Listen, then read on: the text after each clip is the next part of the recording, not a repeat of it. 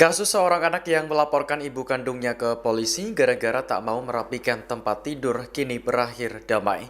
Pelapor yakni TFS berusia 17 tahun asal Malang, Jawa Timur sudah dimediasi oleh polisi.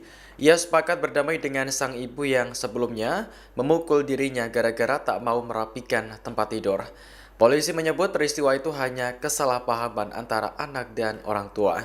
Dikutip dari surya.co.id, TFS sebelumnya melaporkan ibunya berinisial S ke polisi melalui layanan darurat 110 pada Sabtu 1 November.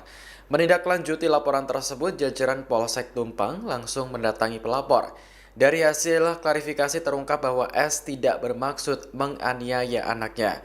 Ia memukul TFS karena enggan membereskan. Download Tribun X sekarang, menghadirkan lokal menjadi Indonesia.